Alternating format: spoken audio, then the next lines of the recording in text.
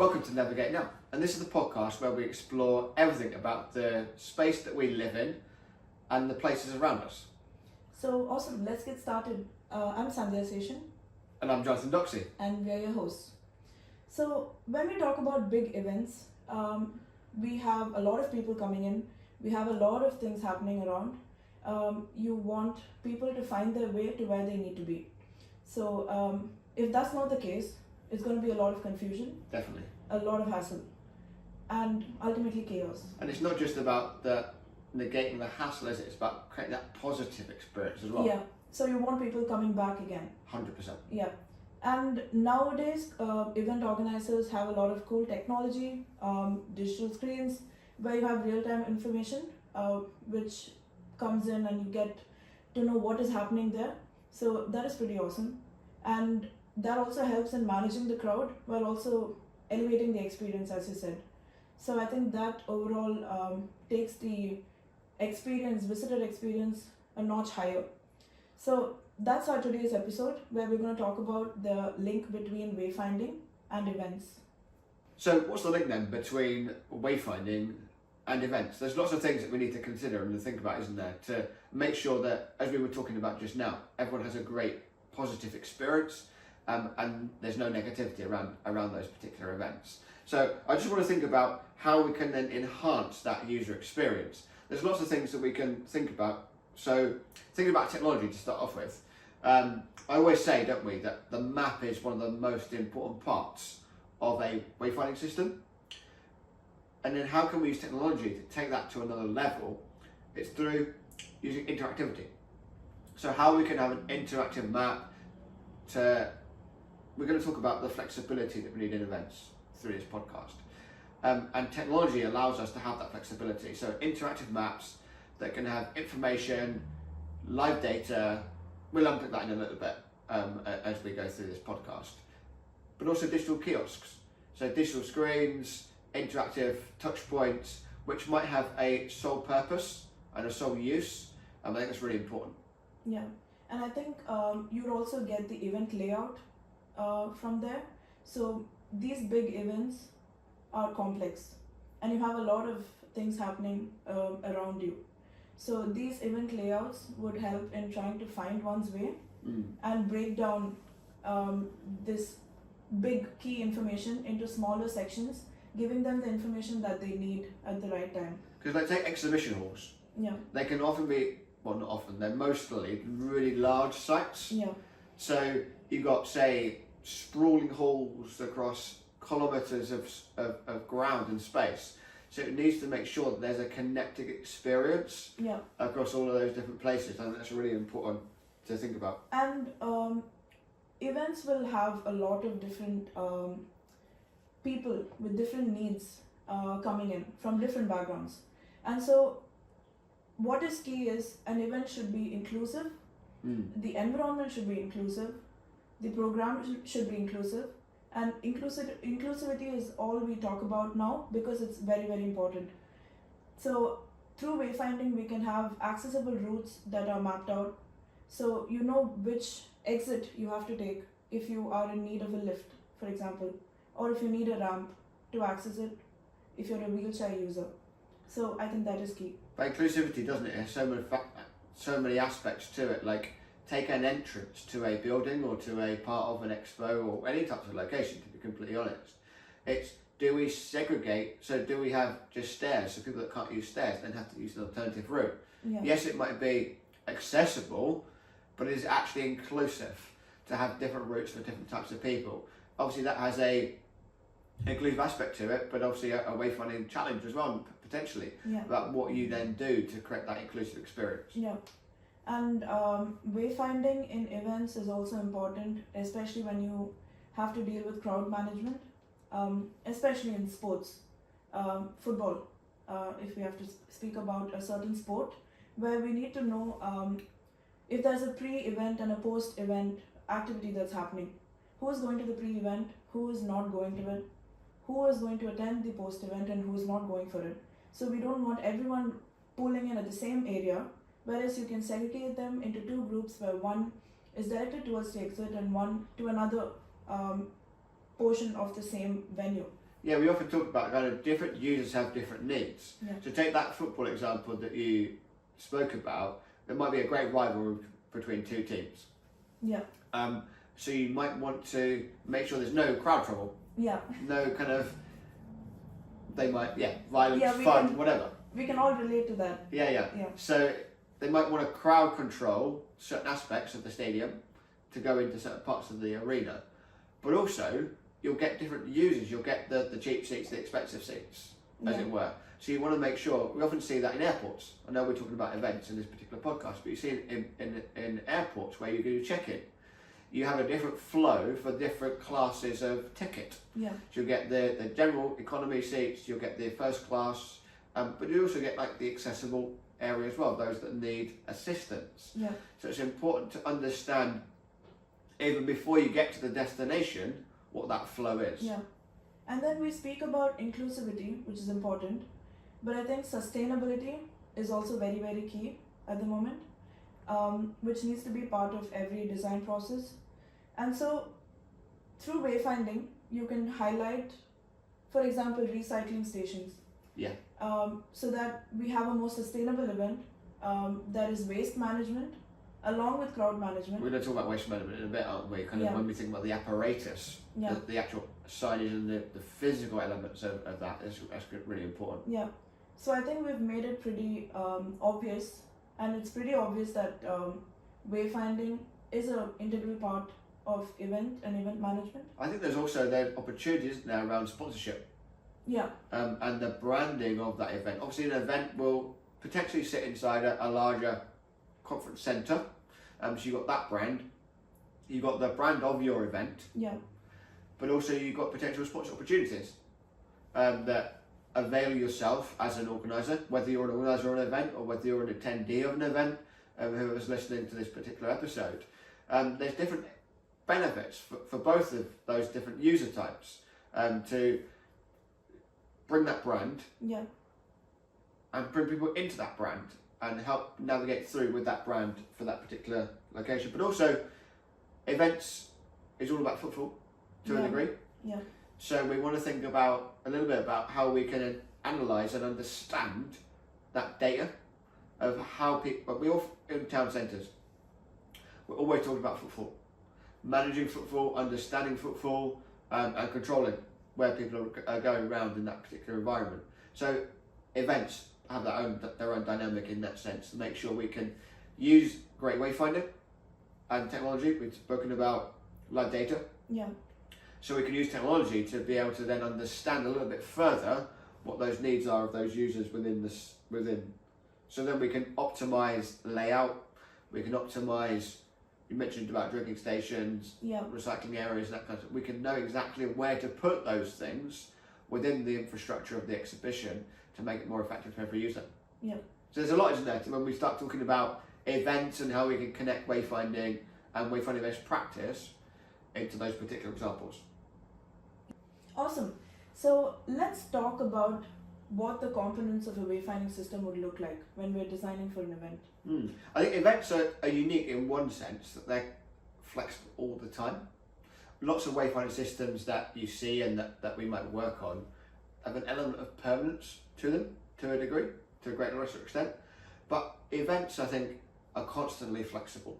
It's really important that maybe an event will come for a couple of weeks, maybe in a couple of days, very rarely for like several months. So it's important that every wayfinding system solution should respond to change and be adaptable to the audience that is going to come up for that event, but also for the next event. Yeah. So when we're looking at the different types of components of a wayfinding system that would be helpful in an event scenario, we would first look at interactive displays and kiosks where we have real-time information that is available to us. Then we can look at QR codes where you can scan and get information about the event, what is where, how to find it, etc.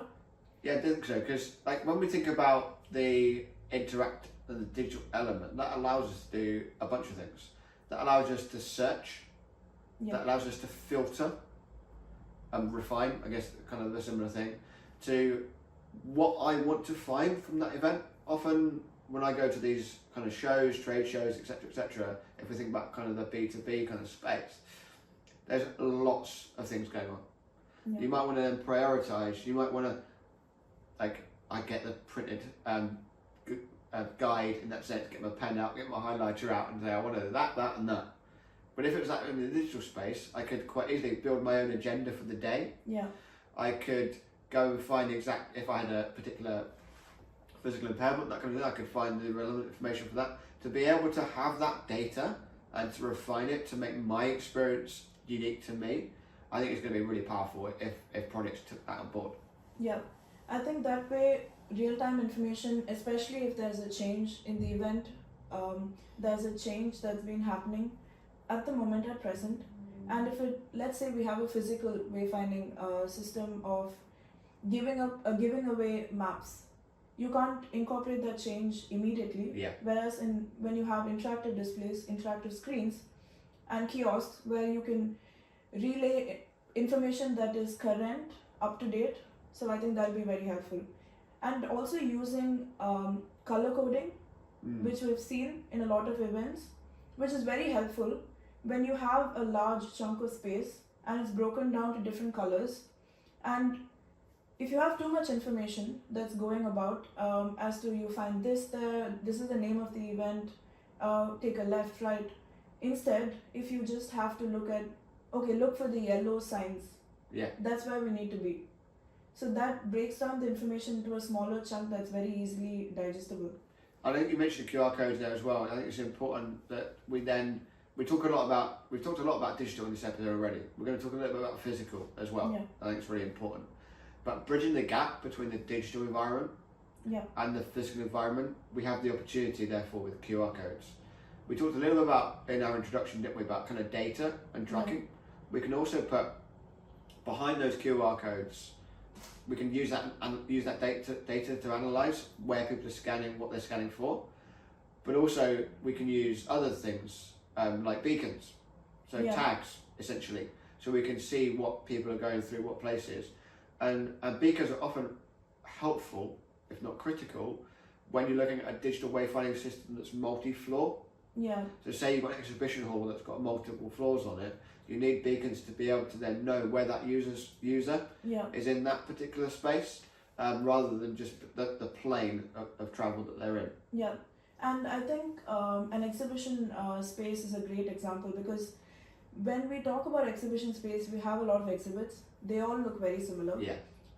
And the only differentiating factor might be a banner that's right in front of a stall. When we have a landmark, such as a beacon, I think that helps people orient themselves better in the environment. We use landmarks all the time, yeah. don't we? When we're in cityscapes or town centres, etc., etc. And I think there's a great opportunity as well, isn't there? We talk about sponsorship, we talk about branding. This could be a great example for people to use if you're on an organiser of an event. Maybe take, like, say a sponsor that you've got for the event has got a mascot. Yeah. Put that somewhere for the benefit of the sponsor, but also that can be a really good landmark to navigate by. We use sculpture a lot, we use art, etc., but they maybe kind of dovetailing those two aspects together could help from a wayfinding point of view, but help sponsors as well. You could have I'm not going to name any particular mascots of any particular brands in that sense, but you could have, say, 3, 4 around that, which could link into what we're talking about as zones. Yeah. That could be a really clever way of adding that information into that particular space. Yeah. And we also spoke about inclusive environments. So wayfinding can be actively used to improve accessibility in the space by having wheelchair accessible routes that are being marked, having tactile pavings. Tactile's interesting, isn't it? Because these spaces are temporary. Yeah. So we need to make sure that we've got that flexibility there, but also 100% tactile flooring is a key aspect to making an area accessible. Yeah. But also, from a practical point of putting the event together, like I'm thinking specifically in an exhibition hall, is making sure the surfaces that we use, typically they're, say, a carpet, but they could have different tactile elements to them. so I know when I'm on a main thoroughfare, when I'm on a side area, when I know I'm in a cafe, waiting, seating, quiet area, using different types of carpet that give different noises, different responses. I often think about this kind of, say you're in a park, and you've got a gravel path and you've got a grass area. You know, if you've got complete sight loss, you would know very quickly when you're on the gravel path. Yeah. Because it's not just got an audible element to it, it's got a tactile element to it as well. And you could argue for the same for the grass. It's got a very low audible element, but it's got a very different tactile element. Yeah. So kind of bringing those principles into how we then choose carpets and spaces, I think is really important to make sure areas are accessible as possible. Yeah. So we've spoken about accessible physical environments by looking at tactile paving, etc. Now when we look at signage, how can we make this more accessible and more available for all? So we can look at anti-reflective surfaces for the signage, and then we can look at the legibility, the font size, the choice of font that we use in the signage. So these are some key design aspects and design decisions that can be taken to make sure the signs are more legible and clear. I think when we're designing, there's lots of other aspects, isn't there? Kind of when we think about international events, I'm thinking about airports at the same time in a sense, where how do we make the area really easy for everyone? Yeah. Using, if it's an English speaking location, using plain English, using the right pictograms to make sure the area is understandable for everyone. You mentioned colour contrast, etc. You mentioned zones, colour could be used as a delineator for that. Remembering that some people will be colourblind, so understanding what that is and how that impacts people's navigation. All these things come together, don't they, when we think about the design of the actual signage for an event. And when we're talking about signage with, for example, an international event, having universally accepted pictograms is key. So if we, for example, have a male and a female icon, we automatically know it's a toilet. And because that's been used time and time again everywhere. And it's so educated, isn't it? Yeah. It's almost now has become common sense. Obviously we should have the word toilet along with it, so making it more accessible. But then that adds another layer of easy readable signage because it's universally accepted and we all know it and we use it. Because we've got, in the UK, there's an organisation called the RNLB that looks at people with visual impairment. They have guidelines and standards that are important they would pervade throughout the world in that sense. Another organisation in other territories, I'm sure, have similar standards and similar guidelines to work through. So it's important that we get that clear understanding to make sure we collaborate with the venue we're in as an event, but also the event that we're putting on, whether an event organiser, has that connected standard.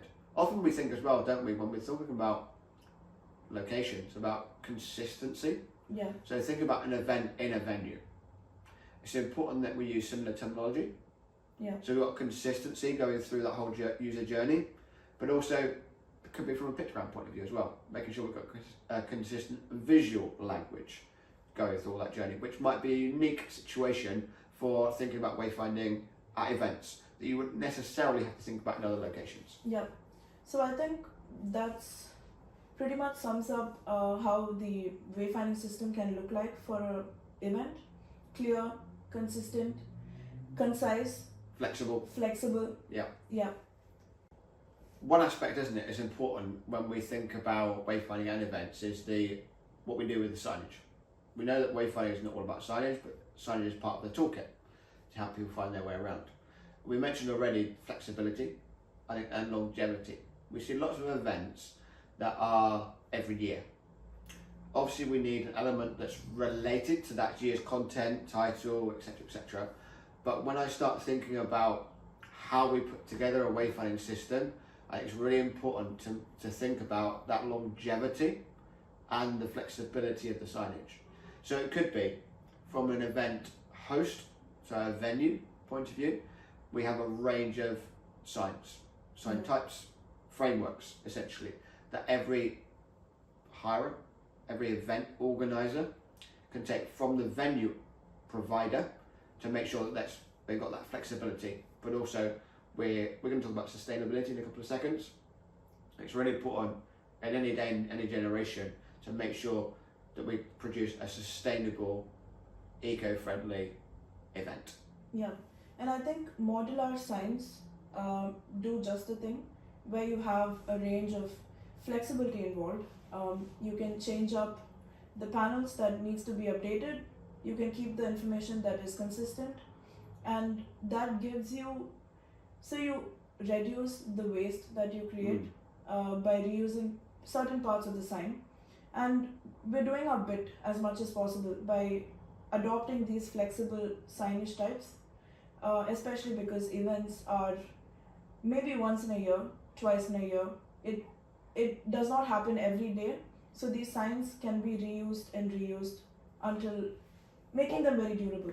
Or you could have an event that it might be the same event that travels to other locations. Yeah. So I'm just thinking about Formula One. Yeah. Like a worldwide event, in one sense, which pops up in different cities and disappears. So very modular. We can see the trucks they bring in that sense, the signs they have, the equipment that they bring. It all has to go into planes, ships, trucks, etc., etc. So that's a really good example of how to have an event that has little impact. Yeah. Obviously, F1 they're always trying to increase sustainability, etc., etc., which is really important. But just thinking how a touring event works as well, using something that would work in different locations, or could be reconfigured for every different exhibition hall that you're working inside of, or what event you're hosting. Yeah, and I think we've spoken about sustainability and how that's important.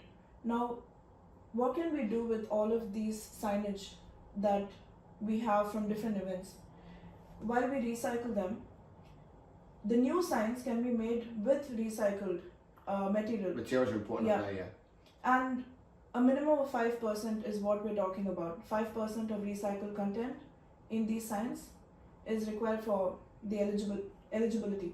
Yeah, because we've got the program we called the SCS, which is the 5% goal. Obviously, we want to increase that way beyond that, to 100% recyclable materials, and we do have that in some situations. It's not the main topic of our conversation today, but the things we give away at events as well. Yeah, it's important that they've got a sustainable aspect to them. So cups, all those kind of giveaways, merchandise. That's with a sustainable and an eco-friendly aspect as well. I think that's really important to consider as part of this whole conversation around events. Yeah, and also I think based on the context we can change it up a little bit. So let's say the event is a marathon or a trail walk. Yeah. So using bio-friendly materials. Materials. It could be wood, it could be recycled paper, etc., etc. But that's durable, and also it goes with the environment. 100%. That fits, doesn't it? Like hand in glove, as it were. An outdoors trail.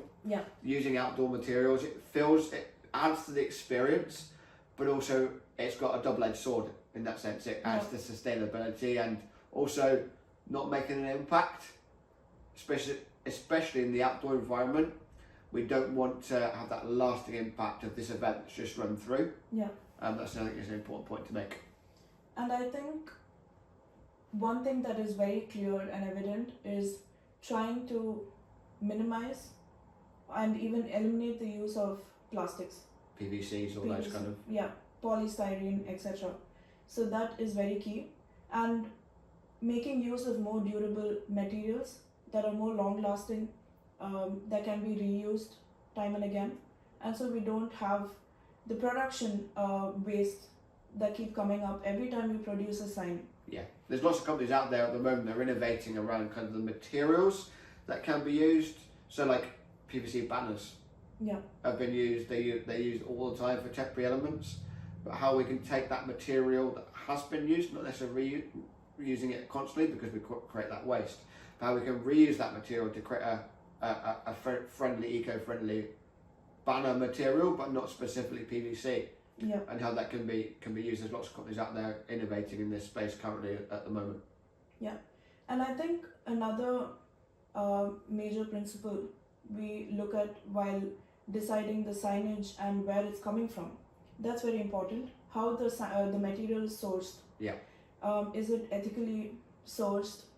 How was the labor? Who was the labor behind it? And how it was made, etc. Which is very important, especially in large events like the Olympics, for example. Yeah. Yeah, and as well, you mentioned there international events, and that just brings our thought process, doesn't it, to kind of international production. Like, are we going to bring stuff in from a several thousand miles away, or are we going to produce something in the local area? Yeah. And that helps the local economy, helps the circular economy, and it helps the kind of the whole sustainability piece as well. It's really important. Yeah. And I think our work as responsible humans does not stop there, where At the event, it's not just going to stop there, right? No. Yeah, and then we also have to look at the post-event. Yeah. What do we do with the signs? How are we going to be reusing it? What is the post-event life cycle of these signs? Even if there's elements that are short-term, temporary, how are they going to be recycled, reused, repurposed? Disposed. We talked about the Olympics, didn't we? There was I can't remember which Olympics it was. They were looking at ways a stadium could be dismantled and then reassembled somewhere else. That's quite a big project, I guess. Yeah. But we can think about those principles within events, within the event space, and how we can reuse and recycle elements going forward. And I think we can also have these closed loop take back programs with suppliers, so they can take back their signs or parts of it and reuse it for another event. And so there's a lot of waste reduction done in the process. Definitely. So we talked about a lot of things there with events, the principles, the technology, the solutions, the best practice that we can take, which is important for making an event as successful as possible from an event organizer point of view, from a venue organizer point of view, and also from an attendee, making sure they get a completely accessible, immersive, memorable, valuable experience. There's tons to think about there, isn't there? Yeah. So thanks for joining us on this episode of Navigate Now. We are your hosts, Sandhya Station. And I'm Jonathan Doxey. And we're thrilled to have you on this journey of constant exploration and trying to figure out what wayfinding is. So stay tuned, listen to our upcoming episodes where we explore everything around people, place, and how we can understand wayfinding a little bit better. Yeah, so don't forget to like, share and subscribe so you are updated on all of our latest content, and also to join our growing community of listeners. So thank you. See you next time.